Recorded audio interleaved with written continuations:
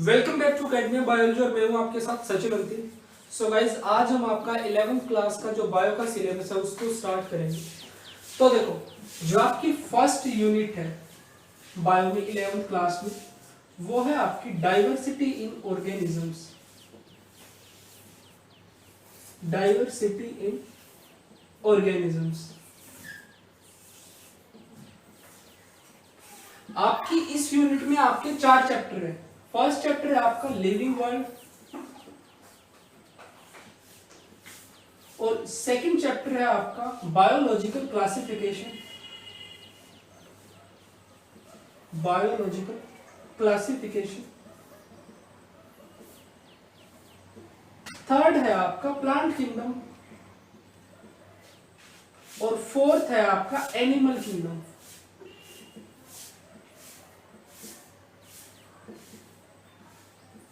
तो आज हम शुरू करेंगे आपका फर्स्ट चैप्टर से लिविंग वर्ल्ड से।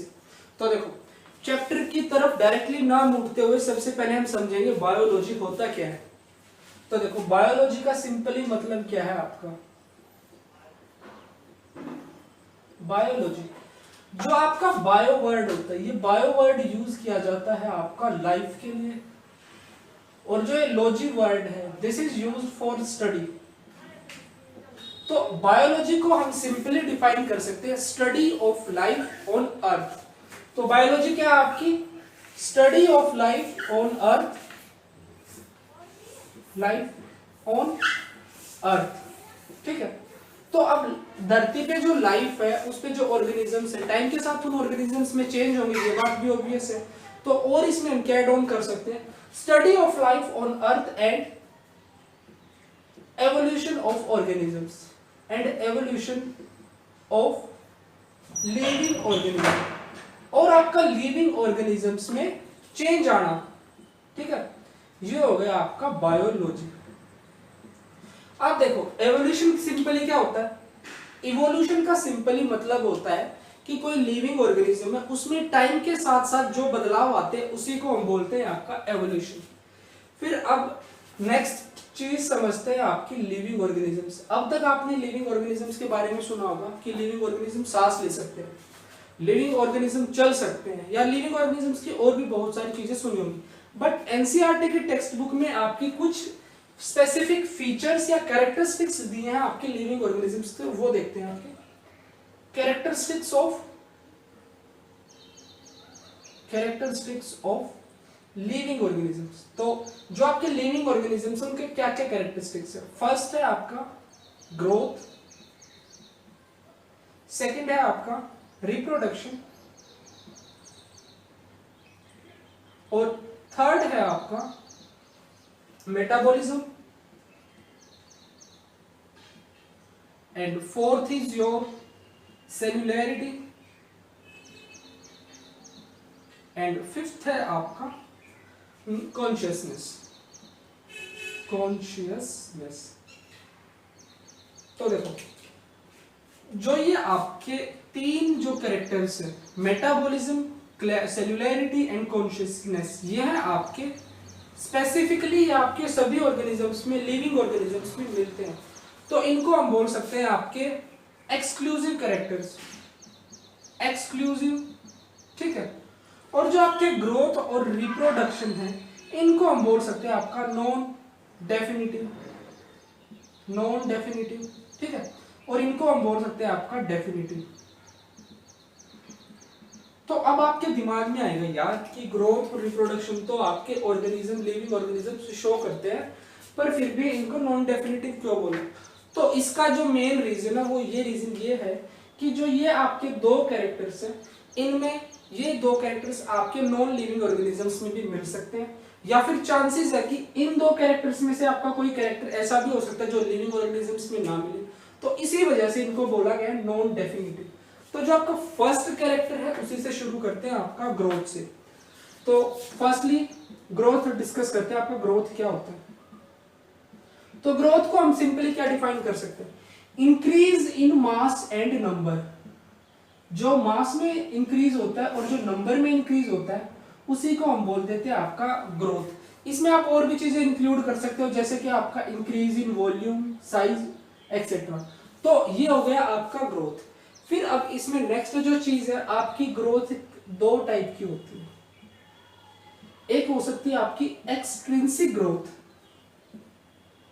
ठीक है, या जिसको हम बोलते हैं आपका सुपरफिशियल ग्रोथ, और दूसरी है आपकी इंट्रिंसिक ग्रोथ। तो एक्सट्रिंसिक ग्रोथ या सुपरफिशियल ग्रोथ वो ग्रोथ जो आपकी आउटसाइड से शुरू होती है। तो ये ग्रोथ आपकी कहां से होती है? From outside. और जो आपकी इंटेंसिव ग्रोथ है, दिस इज फ्रॉम इनसाइड। तो आप देखो ये ग्रोथ किस तरह से होती है। मान लीजिए ये आपके पास एक छोटा सा रेत का टीला है, या जिसको हम बोल सकते हैं आपका सैंड माउंट। सैंड माउंट तो टाइम के साथ होते होते क्या हुआ, इस पे और ज्यादा रेत का डिपोजिशन हो गया, सैंड का इस पे डिपोजिशन होता चला गया। तो जैसे जैसे डिपोजिशन होता चला गया, इसकी क्या हो गया, इसका साइज इंक्रीज हो गया। तो जो ये साइज में इंक्रीज है वो भी तो एक तरह से आपका ग्रोथ है ना। तो इस तरह की जो आपकी आउटसाइड से जो ग्रोथ होती है, उन ग्रोथ को हम बोलते हैं आपका एक्सट्रिंसिक या फिर सुपरफिशियल ग्रोथ। ठीक, तो और क्या लिख सकते हैं इसमें आपका हम एग्जांपल के लिए, फॉर्मेशन ऑफ रॉक्स, आइसबर्ग्स, और आपका सैंड माउंट्स वगैरह। या फिर एक और एग्जांपल है आपका corrosion of iron. Corrosion of iron, जब आपका आयरन का कोरोजन होता है तो उसमें क्या होता है, उसपे एक तरह से ग्रोथ होती है, उसपे जो आयरन होता है कोरोड होके उसकी जो साइज है उसमें इंक्रीज हो जाता है। तो ये हो गया आपका सुपरफिशियल ग्रोथ। तो सुपरफिशियल ग्रोथ को हम सिंपली क्या बोल सकते हैं, इसमें क्या होता है, deposition of substances, deposition of substances on surface, on surface। तो ये आपकी हो गई एक्सट्रिंसिक ग्रोथ, ठीक है। फिर उसी के बाद नेक्स्ट आता है आपका इंट्रिंसिक ग्रोथ। तो इंट्रिंसिक ग्रोथ कहां से होती है, आपकी इनसाइड से। तो इंट्रिंसिक ग्रोथ में क्या होता है, मान लीजिए आपका जो सेल है, सेल में धीरे धीरे अगर आपका साइटोप्लाज्म में इंक्रीज होगा, मान लीजिए ये आपका एक सेल है, ये इसका न्यूक्लियस है, ये इसका साइटोप्लाज्म। तो जिस तरह से आपका साइटोप्लाज्म इंक्रीज होगा, इससे क्या होगा, जो आपका सेल का साइज है वो इंक्रीज हो जाएगा। सेल का क्या क्या इंक्रीज होगा, साइज इंक्रीज होगा, वॉल्यूम इसकी इंक्रीज होगी, ठीक है। तो ये ग्रोथ हो कहां से रही है, आपके सेल के अंदर से, इसीलिए इसको बोला गया है आपका इंट्रिंसिक ग्रोथ।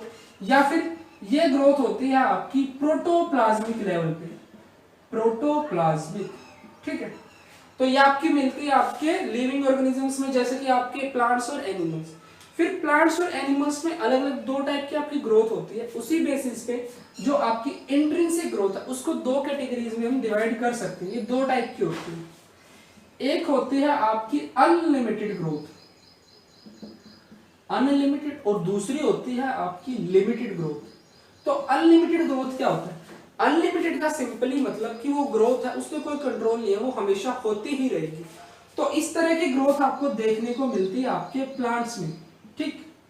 और प्लांट्स में भी ये ग्रोथ होती है आपकी स्पेशलाइज्ड टिश्यूज की वजह से, जिनको हम बोलते हैं आपका मेरिस्टेमेटिक टिश्यूज या फिर मेरिस्टेम्स। तो इनकी वजह से प्लांट्स में ये ग्रोथ होती है। फिर दूसरी चीज आती है आपकी लिमिटेड ग्रोथ, ये होती है आपकी एनिमल्स में।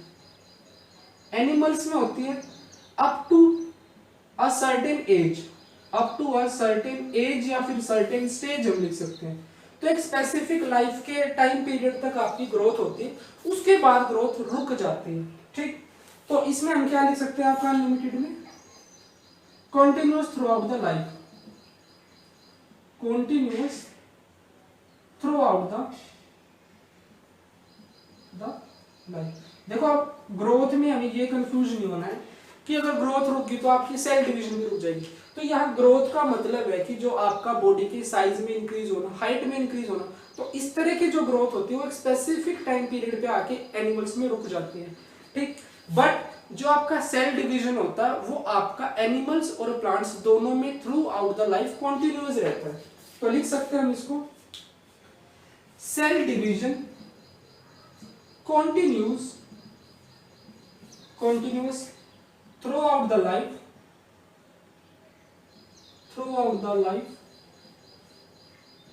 in both plants and animals, ठीक है। तो तो ये पॉइंट यहाँ कंफ्यूज नहीं होना है कि ग्रोथ रुक गई तो सेल डिवीजन रुक जाएगा। सेल डिवीजन है वो आपका through out the life continuous रहता है, ये आपका इंपॉर्टेंट चीज है। तो इसी के साथ आपका जो फर्स्ट कैरेक्टर था वो कंप्लीट होता है। नेक्स्ट देखते हैं आपको वो है रिप्रोडक्शन।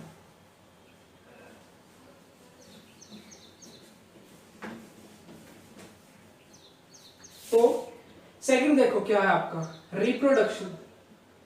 एंड वन थिंग, अब आपको मैंने क्या है ग्रोथ समझा दिया, तो अब आपको समझ में आया कि ग्रोथ आपका नॉन डेफिनेटिव फीचर क्यों है, क्योंकि जो आपकी ग्रोथ है वो हमें नॉन लिविंग थिंग्स में भी देखने को मिली थी, इसलिए इसको नॉन डेफिनेटिव फीचर माना गया है कि मतलब ये फीचर सिर्फ आपका लिविंग थिंग्स में ना हो के नॉन लिविंग थिंग्स में भी प्रेजेंट है। उसी तरह से आपका बात आती है रिप्रोडक्शन। सेकंड जो चीज रिप्रोडक्शन, तो देखो रिप्रोडक्शन क्या होता है। Reproduction is simply a process by which an organism produce offsprings similar to itself. अपने जैसे organisms या offspring form करना, उसको हम बोलते हैं आपका reproduction। तो इसको क्या डिफाइन कर सकते हैं, process of forming offsprings, forming या फिर producing will be much better here। process of producing offspring similar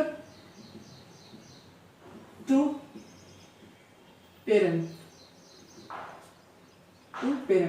ठीक है। The process of producing offspring similar to parents is known as reproduction। फिर देखो जो आपका रिप्रोडक्शन है ये भी आपका दो कैटेगरीज में हम इसको डिवाइड कर सकते हैं। तो दो कैटेगरीज में किस तरह से, एक होता है आपका एसेक्सुअल रिप्रोडक्शन एंड दूसरा होता है आपका सेक्सुअल रिप्रोडक्शन। तो देखो एसेक्सुअल क्या है, एक दूसरा नाम भी हम लेते हैं वो है आपका यूनिपेरेंटल रिप्रोडक्शन। यूनिपेरेंटल बोले तो इन्वॉल्वमेंट ऑफ सिंगल पेरेंट, सिर्फ एक पेरेंट की जरूरत होती है इसमें ऑफस्प्रिंग पैदा करने के लिए। सेक्सुअल में क्या होता है, इन्वॉल्वमेंट ऑफ टू पेरेंट्स, या इसको हम बोलते हैं आपका बाई पेरेंटल। तो इस बाई पेरेंटल रिप्रोडक्शन में क्या होता है आपका, एक होता है मेल पेरेंट, ठीक है, और दूसरा होता है आपका फीमेल पेरेंट, ठीक। तो ये हो गया आपका एसेक्सुअल, ये हो गया आपका सेक्सुअल। फिर जो आपका एसेक्सुअल होता है इसमें क्या होता है आपका no gamete formation, no gametogenesis, ना तो इसमें गैमेट्स बनते हैं और ना इसमें आपका फर्टिलाइजेशन होता है। No gametogenesis and no fertilisation. तो ये हो गया आपका sexual. But in case of sexual आपका गैमेटोजेनेसिस भी होता है और आपका फर्टिलाइजेशन भी होता है, दोनों चीजें आपकी प्रेजेंट होती है। Gametogenesis present and also the fertilisation is present, ठीक है। तो ये यहां तक आपको क्लियर हो गया होगा। एग्जाम्पल के लिए सेक्सुअल में आपको अलग अलग मेथड देखे होंगे आपने, जैसे कि आपका फ्रेगमेंटेशन, देन बडिंग, देन आपका स्पोर फॉर्मेशन, आपके अलग अलग टाइप के स्पोर्स होते हैं। तो ये हो गए आपके different modes of asexual reproduction.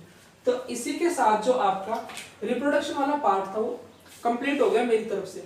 But अब आपके दिमाग में ये क्वेश्चन आएगा कि जो रिप्रोडक्शन है वो नॉन डेफिनेटिव फीचर क्यों है। तो देखो रिप्रोडक्शन आपका ऐसा फीचर है कि अगर वो ना भी हो तो भी हम जी सकते हैं। तो रिप्रोडक्शन आपका सर्वाइवल के लिए इंपॉर्टेंट नहीं है, जीने के लिए रिप्रोडक्शन कोई जरूरी नहीं। रिप्रोडक्शन सिर्फ इस चीज के लिए जरूरी है ताकि जो आपकी स्पीसीज है उसकी कॉन्टिन्यूटी को मेंटेन करके रखा जा सके। तो मान लीजिए ये जो एक इंपॉर्टेंट पॉइंट में लिखवा देता हूं आपको, reproduction is important for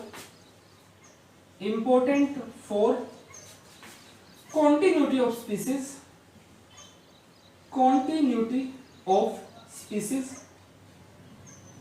but not essential for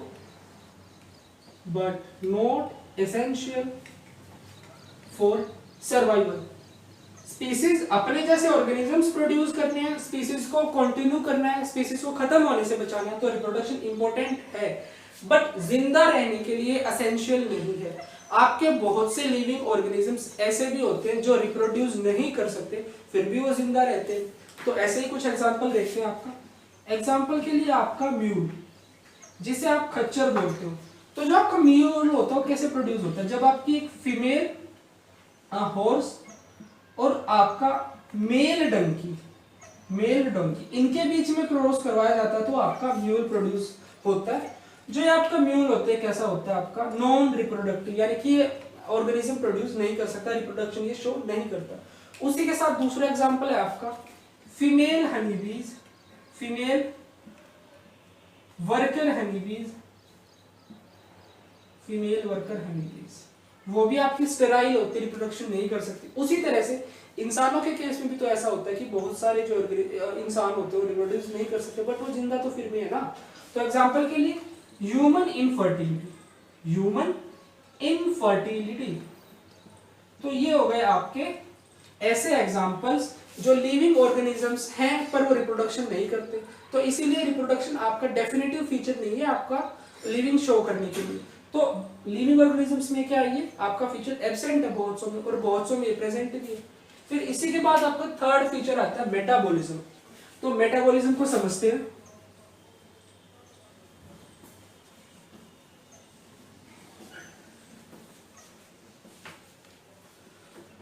third is your metabolism. तो मेटाबॉलिज्म क्या होता है आपका? Sum total of all reactions, sum total of all reactions in a living organism. एक लिविंग ऑर्गेनिज्म में जितनी भी रिएक्शंस होती है उन सभी रिएक्शंस को हम कलेक्टिवली बोल देते हैं आपका मेटाबॉलिज्म। फिर जो ये आपका मेटाबॉलिज्म होता है ये भी फर्दर आपका दो टाइप का होता है, मतलब इसमें आपकी दो टाइप की रिएक्शंस होती है, ये दो टाइप का नहीं होता, वो दो टाइप की रिएक्शंस मिलके ओवरऑल जो फॉर्म करती है वो आपका मेटाबॉलिज्म है। तो इसमें होती है तो आपकी कैटाबॉलिज्म रिएक्शंस और आपकी एनाबॉलिज्म रिएक्शंस। तो देखो कैटाबॉलिज्म का सिंपली क्या मतलब होता है? कैटाबॉलिज्म इज योर डिस्ट्रक्टिव, यानी कि कुछ तोड़ फोड़ करेगा, ठीक है। एनाबॉलिज्म इज योर कंस्ट्रक्टिव, यानी कि कुछ ये बनाएगा, तो ये है आपका कंस्ट्रक्टिव। तो इसमें देखो एग्जांपल से समझते हैं। जो आपकी बॉडी होती है उसमें जो आपका फूड एंटर करता है आपके स्टमक में पहुंचता है वो क्या होता है? कॉम्प्लेक्स फॉर्म में होता है। तो डिस्ट्रक्टिव का मतलब क्या है? देखो एग्जांपल से पहले कॉम्प्लेक्स फॉर्म से ब्रेक डाउन कर देगा, कॉम्प्लेक्स फॉर्म का ब्रेक डाउन कर देना, break down into simple form. Complex यानी कि कोई बड़ी चीज थी जिसको तोड़ के सिंपल फॉर्म यानी कि छोटी चीज में कन्वर्ट कर दिया, ये है आपका कैटाबॉलिज्म।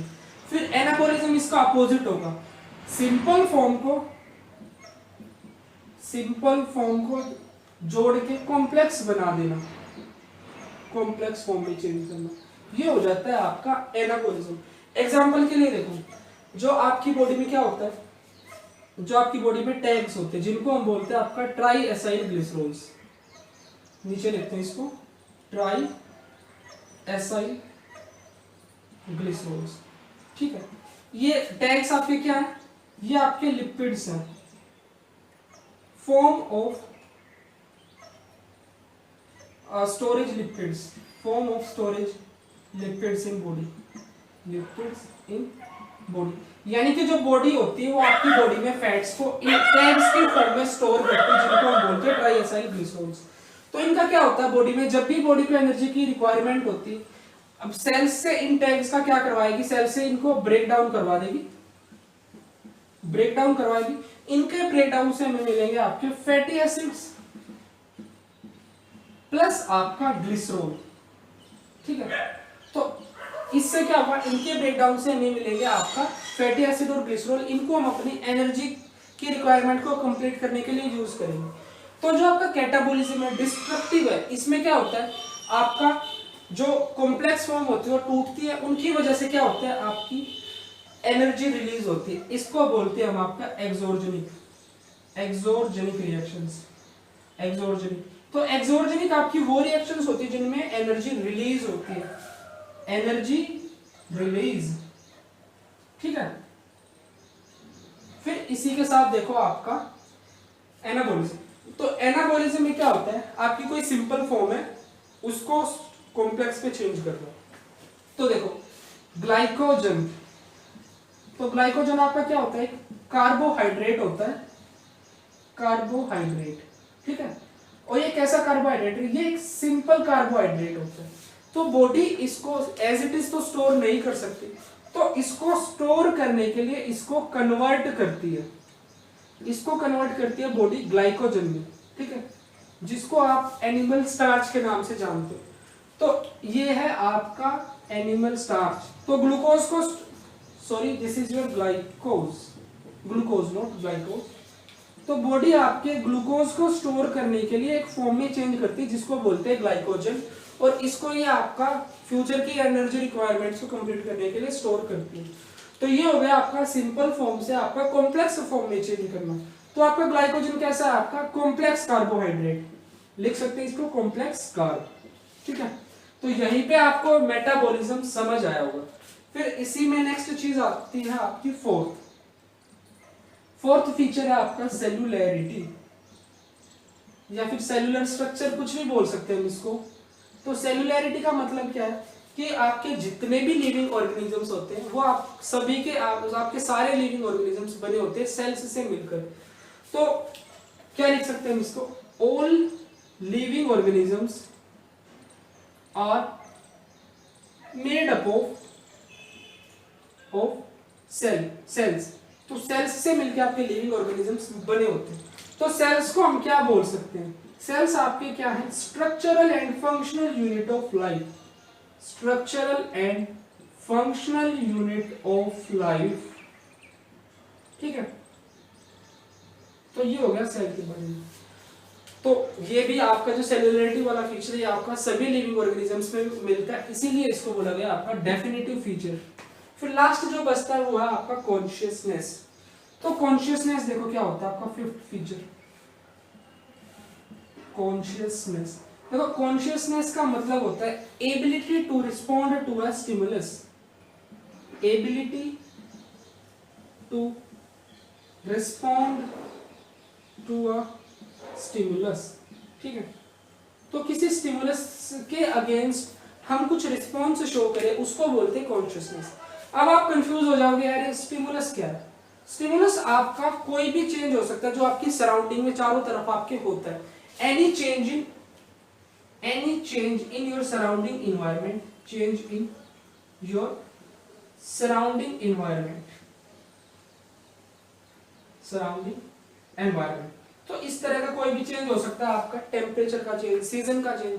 तो एग्जांपल के लिए देखते हैं, जब आपका मौसम बदलता है, जब आपके विंटर आते हैं, तो विंटर में क्या होता है, विंटर की कंडीशन में जो आपकी बॉडी है उसको ठंड लगना शुरू हो जाती है। तो इस चीज को हमारी बॉडी समझ जाती है कि विंटर आ गया, मुझे ठंड मतलब ठंड फील होनी शुरू हो जाती है। तो उसी चीज को हम बोलते हैं आपका कॉन्शियसनेस। तो उसी कॉन्शियसनेस में बॉडी क्या करती है, आप लोग क्या करते हो, उसको फील करने के बाद गर्म कपड़े पहनना शुरू कर देते हो, ज्यादा ठंड लगती है ठिठुरना शुरू कर देते हो। तो इस तरह के जो आप रिस्पॉन्स शो करते हो किसी स्टिमुलस के अगेंस्ट, उनको हम बोलते हैं आपका कॉन्शियसनेस। सो गाइस इसी के साथ आपका जो एनसीईआरटी का फर्स्ट शायद ये 3 पेज का आपका था इतना पार्ट, वो आपका फिनिश होता है। If you still have any doubt in any of the following points then you can ask me in the comment section. So guys keep preparing and learning, so stay tuned for the next one.